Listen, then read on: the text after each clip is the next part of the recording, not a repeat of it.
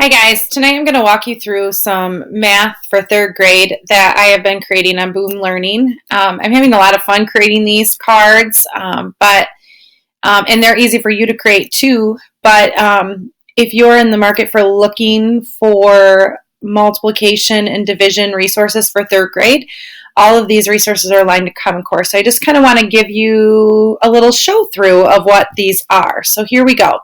So I'm going to hit the preview button.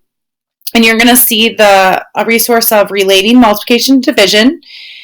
Students just type in the numbers here and they push submit. And when they do that, they go to the next card.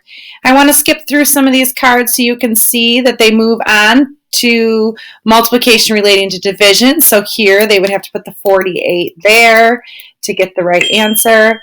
Then they move on to multiplication of tens by multiples of 10. So you can see here they need to know their multiples of 10. That's one of the standards. And they would type in 90 here as it relates to division. And then finally, they do it again where they relate division with multiple of tens and click that in to find that answer. So that is the relating multiplication to division. Now I'm going to move you on to another deck of mine that does story problems. And I have story problems done with one-step story problems with multiplication and division and two steps. I'm going to start with the one step. And in the one step multiplication and division, you are going to see story problems that are given in this format. Kids get directions. They have to read them before they push next. Once they do, they get their first story problem. As they hit the story problem, they need to learn what kind of equation it is. They push the backslash for division, and that was explained on the directions card. And then put their answer and see, are they right? And then they keep going through just one-step story problems for multiplication and division. In the two-step story problems, students are going to, there we go. They are going to get a series of cards that are going to walk them through one problem. Because in third grade, I feel like two-step story problems are newer. They've been taught them in second grade with addition and subtraction. But they need to try again and try to make sense of it now with multiplication and division. So here again, they read the cards. It tells them to hit the green button. Then they can read and understand the problem. It tells them the first step. Click the green mark again. Then it highlights for them where they're going to find this first step question. And that's really a strategy that is good for learners to kind of understand that there are really two questions, even though there is a question not in here. And it takes some inferencing skills. So they'll click on these to see, that one's the right one. Then they're going to tell us the second question. The second question usually is the overall question. So it would be this as a select, but then they have to show me they know the answer. So in this case, it was 4 times 10 divided by 5 to give 8. They see they're right, and now they have to tell me 4 times 10 divided by 5 as the way they did the equation. And then they walk through another one. And I think there's about 5 or 6 story problems in this pack that are two-steppers. Another skill in multiplication and division that's taught in third grade is the order of operations. And the order of operations is done this way.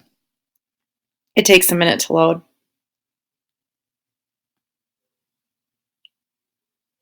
So the kids are, it kind of points what they're supposed to do first with the parentheses, and it tells them to use the order of operations to solve. So they'll fill in the blank again here, and then they'll see that gets pulled down, and then they put in their final answer. Sometimes there's not parentheses, and they have to have learned that it goes from right to left. The cool thing about this pack is it also offers a PowerPoint and worksheets too in my store. You can move on to see that sometimes these are the empty boxes, or those are the empty boxes. So it kind of goes back and forth, and it teaches them how to solve for an unknown number. Then in multiplication and division, I have several multiplication and division cards that I wanted to show you. Like this is just multiplication and it's very pictorial. So I know that when my students are learning this for the first time, a lot of times they're counting up, they're counting on their fingers, which is okay in the beginning as they're developing that baseline idea of this concept. So the pictures are really nice. And then just understanding what an equation even is and what this means, and that multiplication is really repeated addition. So we're really not doing addition. We have to pick one of these multiplication ones. 1, 2, 3, 4, 5 pumpkins with 4 seeds. Well, what is 5 times 4? Well, they have to really watch carefully that this isn't a plus sign, and they select the correct answer. And then it's shown in arrays as well, because arrays are a really important thing to understand multiplication with. And then there's also story problems, where they have to choose the correct drawing to represent the story problem. So it says she has 3 balls in 4 different buckets. So really that would be this one right here. So just really understanding story problems too at the very basic level when they're introduced to these cards. This is a 0 problem. There are 4 things of nothing. So it's 4 times 0, and they get tricked up because sometimes they think it's 4 and it's not. So that is how all my multiplication cards go. I have them all 0 through 10.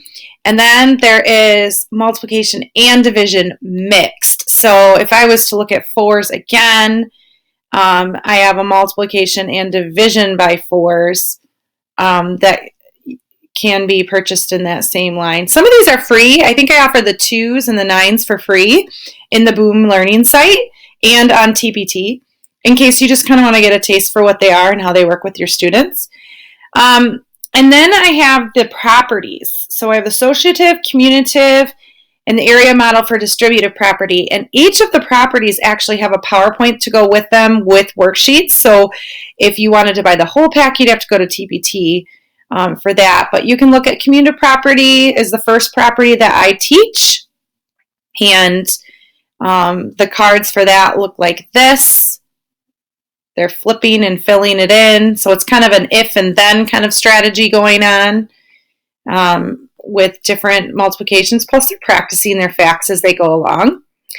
And then the area model for distributive property is showing them the breakdown so they can understand. And I always tell my kids, you break it down. So we break it down by slicing these area models in half. So I've color coded them for kids to see that one of them represents this equation and one represents that equation. So when they preview it, it looks like this. And they have to fill in, this is a 2 by what? Oh, a 2 by 1.